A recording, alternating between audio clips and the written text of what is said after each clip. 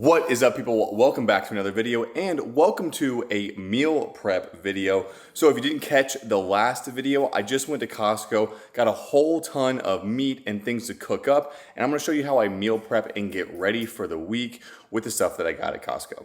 So right off the bat, I have a couple things that I've defrosted from my freezer. We have a packet of chicken breasts. I think there's 3 chicken breasts in here, about 4 salmon fillets, and I'd say maybe about a half a pound of shrimp. So that's the first thing I like to cook up is all the meats that I'm gonna have for the week. And I like doing some fun stuff, switching up recipes and trying new things. So that's exactly what we're gonna do in this video. If you do me a favor, go ahead, hit thumbs up button, and let's just get straight into prepping all this food. All right, so first up, I want to make the salmon, 1, because it's super easy, and 2, I think it's one of my favorite recipes of all time. It's like a sweet heat bourbon glaze. Absolutely delicious. Let me show you how we're gonna make it. First things first though, you can go ahead and preheat an air fryer. I use my air fryer for just about everything. We're gonna use it a couple times in this video. So I'm gonna preheat my air fryer and start prepping the salmon. All right, so I have my salmon here, and I'm just gonna take each piece and set it on some tin foil. And the seasoning process is super simple. We're gonna use some Kinder's wood fire garlic. It has a nice barbecue, like unique flavor to it. And we'll just coat both sides. Next, this is where it gets special, some Mike's hot honey, or any hot honey or honey with hot sauce combined. And you can just go ahead and give that a good drizzle over each piece. And that's really it. Next, you can go ahead, wrap it up in your tin foil. Just toss that in your air fryer. I put it on my seafood setting, which is 375 for 8 minutes, and it does turn out absolutely perfect just about every single time. If you wanna be sure, or you have some really thick pieces of salmon, just add like 2 or 3 minutes. All right, salmon is all finished up. Let's just open up one of these and see how it turned out. Ow, I just burnt myself. Oh my. Oh, that turned out perfect. All said and done, each one of these salmon got a beautiful, like crispy glaze over top on the edges here. Cooked to perfection and is so juicy because it was wrapped in the tin foil. All right, typically I would like sit down and wait to eat this, but it just smells so amazing in here. I have to go for it right now. Hot, but oh my God. The flavor of that is just unreal. I cannot express to you how well the like barbecue type seasoning mixes with that hot honey, and you get the natural fattiness of the salmon anyways. That is fantastic. Oh, all right, one more bite and then it's back to cooking. Every time I make it, it instantly re-becomes my favorite recipe to date. That's unreal.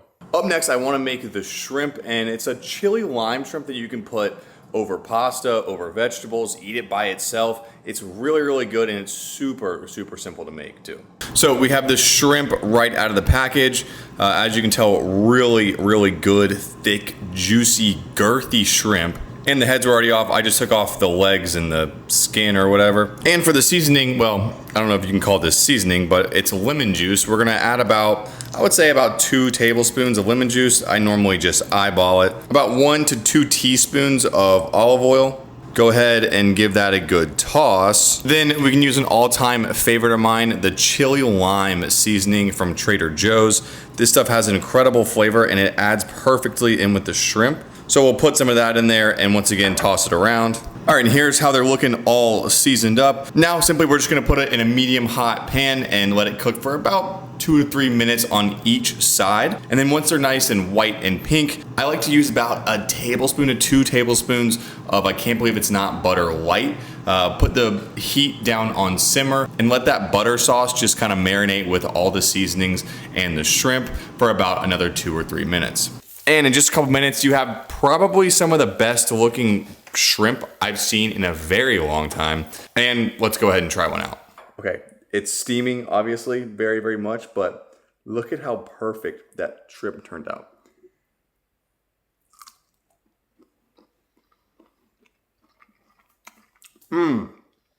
Instant nice flavor of that like chili lime.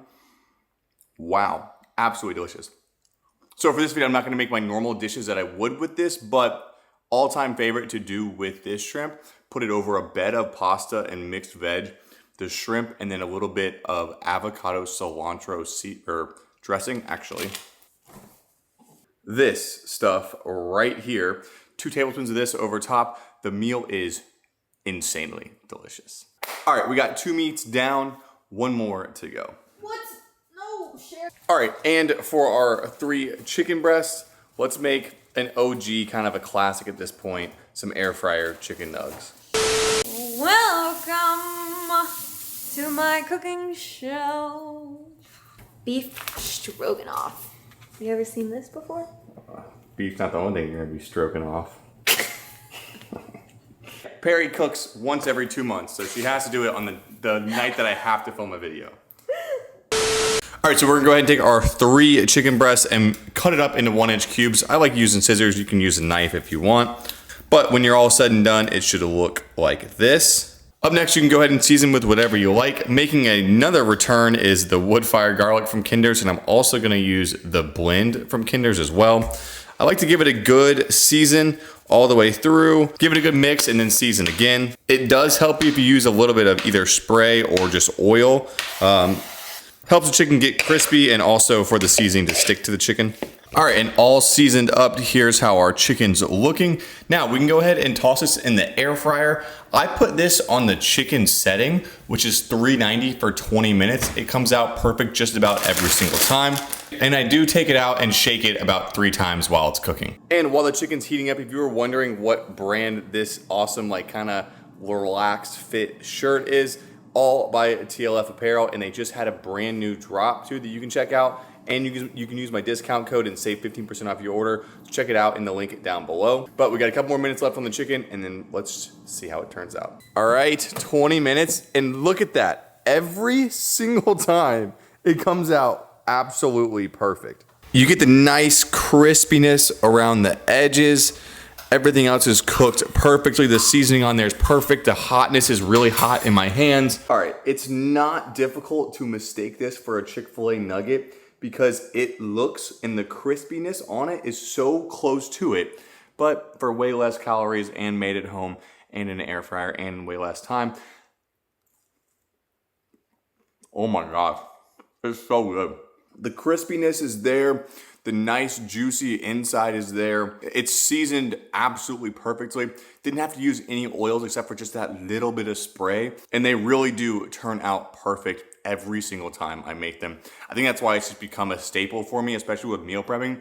It's so simple to make. All said and done, like 25 minutes total, and I have plenty of chicken for like a good solid couple of days. Yeah, that's fantastic and really, really hard to beat.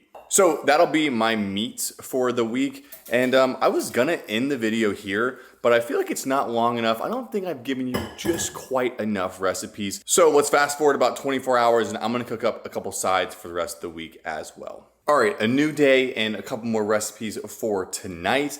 Another thing I got at Costco was this big old bag of green beans. We're gonna cook this in just a second. Something I didn't get at Costco, but you could have if you wanted to. Some sweet potatoes, and we're gonna start with these, cooking them in the air fryer. Let me show you how to make the best air fryer sweet potatoes. So I got my 2 sweet potatoes and my bowl. Next thing I'm gonna do is just cut off the ends and then cut these into about 1-inch cubes, but it's not a huge deal if they're not all super even. So very simply, here's how we're looking after they're all chopped up. Now, as much as I wanna use the Kinder's again, I'm gonna hold off and we'll try something a little different. Some Tony Kacheris. I know I'm pronouncing it wrong, but it is delicious. We'll do some of this, some coarse salt, and some pepper. For the chicken, it wasn't super important, but for the potatoes, we definitely do want to use some sort of spray. And all it's doing is helping the seasoning stick to the potatoes. So we'll go ahead and give this a quick mix in. All right, and here's how we're looking all seasoned up. Next step is to literally put it in the air fryer. I use my fries setting, which is 385 for 20 minutes. And that normally does a really good job. I actually typically cook 3 sweet potatoes at a time, but just know time is dependent on how many sweet potatoes you have cooking together.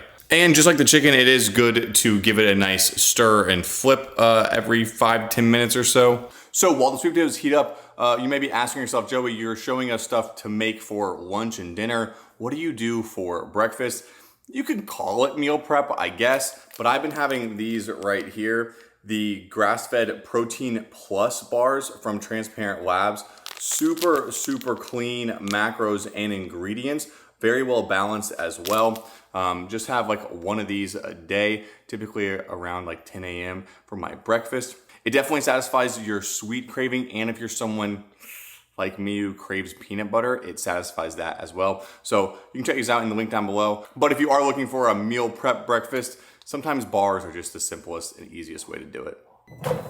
All right, and 20 minutes later, look at how those turned out, nice and crispy and well cooked and seasoned. You can still hear it kind of sizzling. Extremely hot to the touch, but you have a nice crisp edge all the way across and still kind of soft and squishy in the middle. Ow, that's hot, ow. All right, we burned my hands. Let's see if we can burn my mouth. Oh yeah, very hot. Very good though.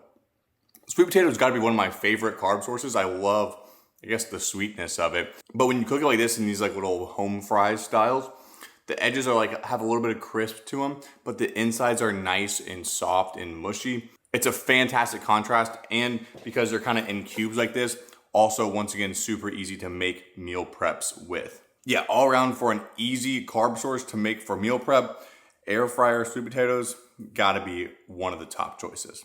And for our broccoli, let me show you how to make not broccoli, this is green beans. For our green beans, let me show you how to make the best green beans in the pan you could probably ever imagine. So go ahead, heat up a pan to medium hot heat.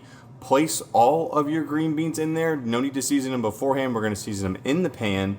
And then for seasonings, I'm gonna use another Kinder's. I swear this is not sponsored by them. They're garlic and herb, as well as some actual minced garlic and a little bit of salt and pepper. And if you've ever cooked green beans before, you know if you don't do this next step, they are so hard you cannot even eat them, no matter how long you cook them. And that is adding water into the pan. You can add just about as much as you want. I add like a quarter of a cup maybe, but I typically just eyeball it. And then we can go ahead and place the cover over top and let that cook up for about 5 minutes or so. All right, and after 2 more water cycles, here is what we're left with. And as you can see, they definitely got pretty crispy, and they're nice and soft and flimsy as well. A really, really nice combo right there. All right, so it's still pretty hot, but I just wanna get in here and try one of these out. I don't know how you like your green beans, but to me, this is the optimal level of crisp to flop ratio. Yeah, perfect every time. They're amazing. Wow. I could literally sit here and eat this entire pan. Salty, delicious. I could go all night. About the only thing I can go all night in. But I will say I typically do use a little bit of that Can't Believe It's Not Butter Light. Toss it in there as it's finishing up, and it does create a nice like little sauce over top. Definitely not necessary, but it does taste pretty good if you want to try it out. I just don't have any because I used it all on the shrimp. Regardless, so I cannot keep my hand out of the cookie jar with this thing. These are so good still. So super delicious, really good for meal prep as well. And they're definitely low in calories. They have a good amount of volume and some micronutrients. Definitely cannot recommend this enough. So when you combine this plus the sweet potatoes, plus the meats that we made, you have the ideal lunch or dinner that really you could meal prep super easily and make multiple times throughout the week and switch up your proteins as well. And that should wrap us up to give you some good choices for proteins as well as some carb sources and some veggies to go along for your meal prep. I know for me, doing the meal prep way does help me stay on track, and I know exactly what I'm eating, and I know that I enjoy what I'm eating as well. So I hope you guys enjoyed the video. If you did, do me a favor and hit that thumbs up button down below. It does help this video get out to more people, which is awesome. Let me know what you're most excited to make it down below, and I will see you guys shortly in the next one. Peace. This the anthem. If you rockin' with it, put your hands up. Yeah.